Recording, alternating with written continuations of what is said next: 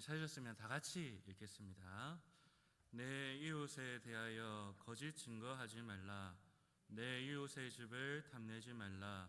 내 이웃의 아내나 그의 남종이나 그의 여종이나 그의 소나 그의 낙이나 물은 내 이웃의 소유를 탐내지 말라. 아멘. 계속해서 십계명의 말씀을 우리가 함께 묵상하고 있습니다. 오늘은 십계명의 제일 마지막 부분인 이 마지막 두 계명을 함께 나누겠습니다. 이 두 계명은 십계명의 마지막 계명이기도 하지만은 십계명의 이 두 번째 부분인 이 이웃 사랑에 대한 전체 계명을 아우르는 그런 결론 부분이기도 합니다. 또한 동시에 이 이웃 사랑의 계명이 어떻게 앞에 있는 하나님 사랑의 그 계명들과 연결되어 있는가, 이것을 보여주기도 하지요. 이 계명들을 통하여서 하나님께서 우리에게 하시고자 하는 말씀이 무엇일까, 우리 함께 고민하시면서 오늘 말씀을 함께 나누겠습니다. 먼저 우리 9번째 계명, 구계명을 살펴보겠습니다. 구계명은 내 이웃에 대하여 거짓 증거하지 말라라고 말씀합니다. 이 말은 이웃에게 거짓된 증언을 하지 말라라는 말씀이죠. 이 증거 혹은 증언이라는 단어는 이 재판 상황에서 사용되는 법정 용어입니다. 그러니까 구계명은 1차적으로 봤을 때는 이 재판적인 그런 상황을 염두에 두고 우리에게 명령하시고 있는 말씀이다라고 볼 수 있죠. 우리가 재판의 자리에서 누군가를 위하여서 증언해야 할 때에 거짓된 증언을 하면 안 된다라는 것입니다. 그것으로 인하여서 재판이 잘못된 방향으로 가게 하거나 혹은 이 재판받고 있는 형제에게 손해를 입히는 일을 하면 안 된다라는 것이죠. 그래서 하나님의 백성들은 늘 정직하고 진실된 증언을 통하여서 형제 사랑의 모습을 그대로 드러내야 합니다. 그런데 여러분, 이 말씀은 단순히 그 법정의 상황에서만 주어진 말씀이 아닙니다. 우리의 모든 일상 속에서 동일하게 적용되는 말씀이죠. 우리는 일상 속에서 다른 사람들에 대해서 뭔가 말해야 되는 상황들을 자주 만납니다. 법정에 서지 않더라도 어떤 사람에 대해서 우리는 어떤 평가를 하거나 혹은 증언을 해야 되는 그런 상황이 있다라는 것이죠. 그 모든 상황 속에서 우리는 진실해야 하고 형제에게 해를 입히는 잘못된 비난이나 험담을 하면 안 된다라는 것입니다. 그래서 우리 고신교회의 신앙 고백인 이 웨스트민스터 대소요리문답을 보시면 이 계명을 해설할 때 이렇게 얘기합니다. 바로 형제의 명예를 지켜주는 것, 그것이 이 계명의 의미다라고 설명을 하죠.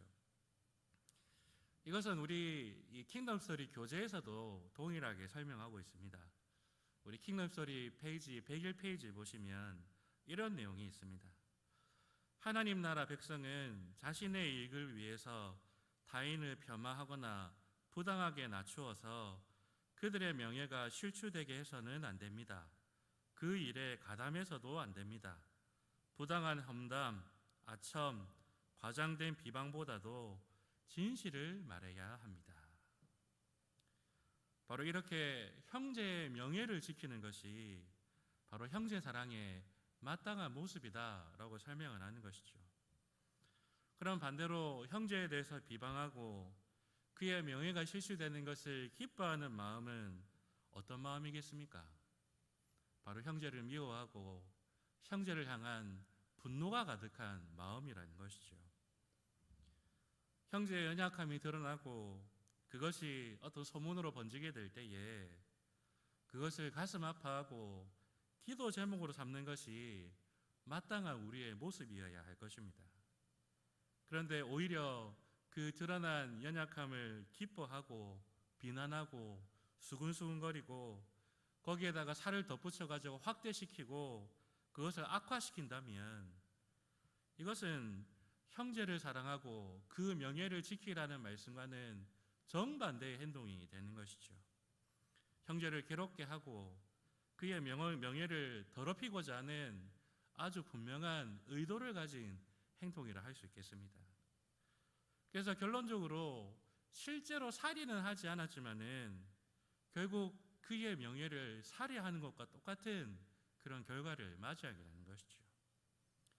그래서 오늘 본문 이 9계명 이 말씀은 바로 살인하지 말라라는 6계명의 말씀과 동일하게 연결되어 있음을 우리는 알 수가 있습니다. 여러분, 교회 안에서는 신자들이 죄를 범하고 그 연약감이 드러날 때는 하나님께서 주신 절차와 질서가 있습니다. 마태복음 18장 15절에 보시면 예수님께서는 이 교회가 죄를 어떻게 다스려야 할지를 아주 분명하게 그리고 아주 상세하게 말씀하십니다. 어떤 사람이 죄를 짓게 되면 먼저는 성도가 개인적으로 그 죄를 권면하고 회개하도록 도와줘야 됩니다. 그런데 그 개인적인 권면을 듣지 않으면 두세 명을 더 데려가가지고 증인으로 세워서 회개하도록 아주 따끔하게 권면해야 하죠. 그런데 그들의 말도 듣지 않으면 이제 교회에다가 말을 하라라고 말합니다. 여기에서 말하는 교회는 바로 이 교회의 치리기간인 당회를 말하는 것이죠. 그리고 그 교회의 말도 듣지 않으면 이방인과 세리처럼 여겨라, 한마디로 출교시켜라, 이렇게 명령하시죠. 교회 안에 일어나는 이런 연약함과 죄악의 모습은 성도들끼리 수군거리고 비난할 수 있는 그런 거리가 아닙니다. 그것은 예수님이 정하신 절차와 순서를 따라서 해결되어야 될 문제입니다.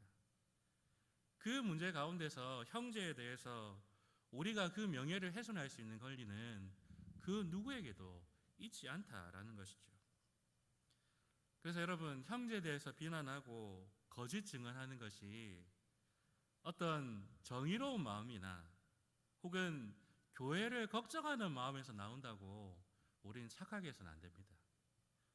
그것은 어디까지나 우리의 죄악된 본성에서 나온다는 것을 우리는 기억하고 이것을 경계해야 합니다. 여러분, 우리의 모든 대화에 하나님 계심을 기억합시다. 하나님을 사랑하는 마음으로 형제를 귀하게 여기고 그 형제를 귀하게 여김으로 그의 명예를 지켜줄 수 있는 우리 모두가 되시기를 바라겠습니다. 이제 마지막 10번째 계명을 함께 살펴봅시다. 제 10계명은 내 이웃의 소유를 탐내지 말라라고 명령하십니다. 그런데 이 10계명은 앞에서 말한 다른 계명들과 함께 연결되어 있음을 알 수가 있습니다. 오늘 본문 17절을 보시면 탐내지 말아야 될 구체적인 목록들이 쭉 나오죠. 내 이웃에 탐내지 말라라고 말씀하시는 이 말씀은 바로 도둑질하지 말라라는 8계명과 연결되어 있음을 알 수가 있습니다. 그리고 그 다음에 나오는 내 이웃의 아내를 탐내지 말라라는 이 말은 바로 간음하지 말라라는 이 7계명과 연결되어 있음을 알 수가 있습니다.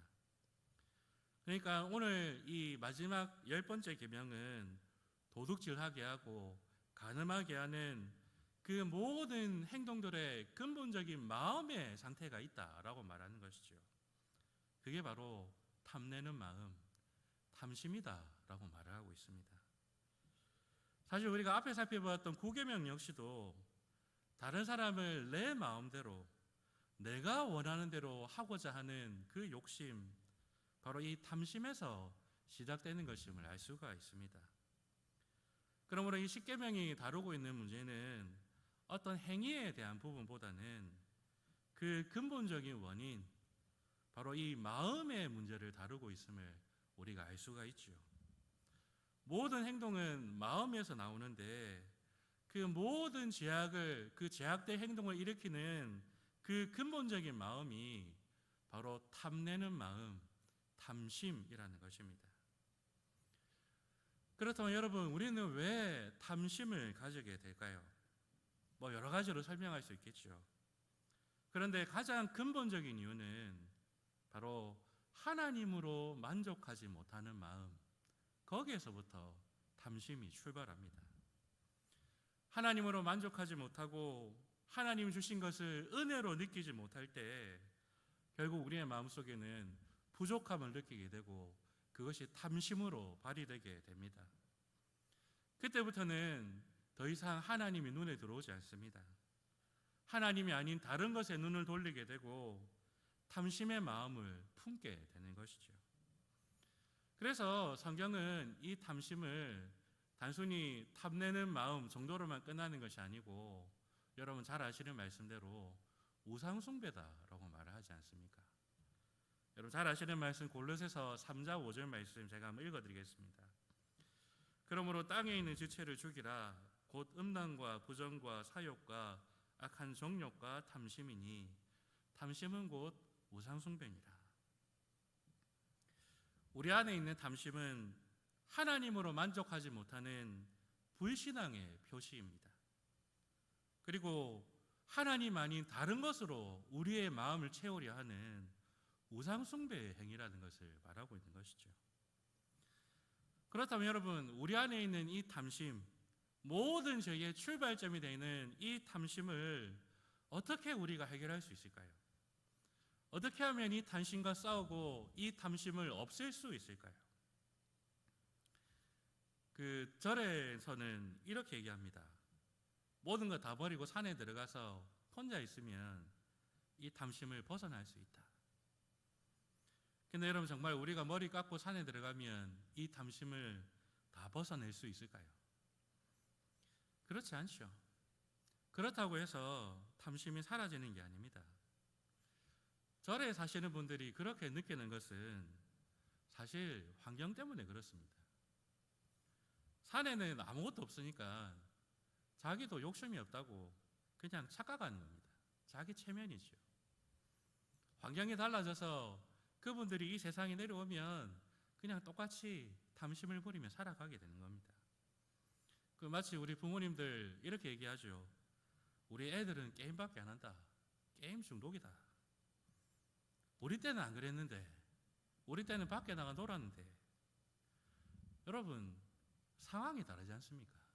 우리 때 무슨 스마트폰이 있고 게임이 있습니까? 그나마 뭐 오락실 가려면 용돈 100원, 200원 가지고 벌벌 떨면서 해야 되는데 그렇게 요즘 애들 하루 종일 게임하는 것처럼 할 수가 있습니까? 마찬가지로 상황이 다른 겁니다. 상황이 달라서 다른 것처럼 느껴질 뿐 절에 들어간 사람도 똑같이 탐심에 사로잡혀 있을 뿐입니다.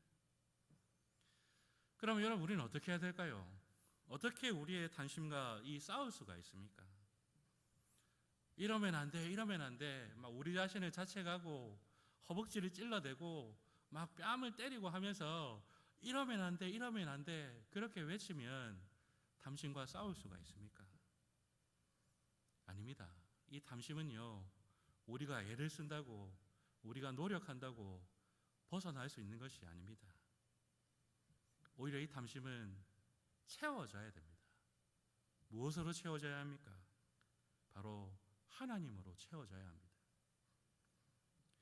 이 탐심이 하나님으로 만족하지 못하는 그 마음에서 출발한다라고 말씀을 드렸죠. 그러므로 이 탐심을 하나님으로 만족하는 마음으로 돌이키는 것이 바로 이 탐심을 이길 수 있는 유일한 방법입니다. 그래서 우리는 다시 1계명으로 돌아가야 되는 것입니다. 1계명이 무엇입니까? 여호와 하나님만 섬겨라, 그거 아니겠습니까? 하나님으로 만족하고 하나님만 사랑해라, 이것이 성경의 해답이죠. 하나님만 섬기는 예배를 통하여서 우리는 탐심의 마음이 아니라 하나님으로 만족하는 마음으로 살아갈 수가 있고, 그 마음으로 모든 탐심과 죄악을 극복할 수 있는 힘을 공급받게 되는 것입니다. 그래서 결국에는 모든 계명은 이 10번째 계명과 다 연결이 되어 있고, 그리고 결국 이 10번째 계명은 1계명을 바라보고 있는 것이 바로 이 10계명의 말씀이라는 것이죠. 그래서 10계명의 모든 말씀은 다 하나로 연결되어 있습니다. 그리고 그 모든 계명들은 결국 1계명과 연결되어 있음을 우리는 알 수 있게 되는 것이죠. 그러면 오늘 우리가 살펴봤던 9계명과 10계명은 각각 형제의 명예를 지켜주어라, 탐심을 제거해라 라는 말씀으로 명령하고 있지만은 결국 이 모든 것은 우리의 힘과 노력으로 되는 것이 아니고 바로 1계명을 통하여서 가능하다라는 것을 우리에게 말해주고 있습니다. 여러분, 지금 우리가 살아가고 있는 이 시대는 이 10계명의 말씀을 받고 있는 이스라엘 백성들의 상황과는 비교할 수 없는 풍성한 복과 은혜를 지금 우리가 살아가고 있습니다. 훨씬 더 크고 놀라운 그 하나님의 사랑과 은혜 가운데 살아가는 자들이 바로 저와 여러분들입니다. 왜냐하면 바로 예수 그리스도를 받았기 때문에 그렇습니다. 그 크신 은혜에 날마다 감격하면서 그 은혜로 충만한 자가 되어야 하겠습니다. 그래야 할 때 우리는 이 하나님이 주시는 모든 계명들을 억지로 힘들게 간신히 지켜내는 것이 아니고 감격과 감사함으로 기쁨으로 이 일들을 감당할 수가 있는 것이죠. 그래서 하나님으로 만족하는 자, 예수 그리스도로 충만해진 자 되어서 우리는 이 계명을 감사함으로 지켜나갈 수가 있는 것입니다. 오늘도 우리에게 부어주시는 이 예배의 은혜, 하나님 섬김의 은혜를 통하여서 하나님으로 만족해 되는 예수 그리스도의 은혜로 풍성케 되는 자 되어서 그렇게 하나님 바라보며 이 믿음의 길을 열심으로 달려가시는 저와 여러분 되시기를 바라겠습니다. 우리 다시 기도합시다.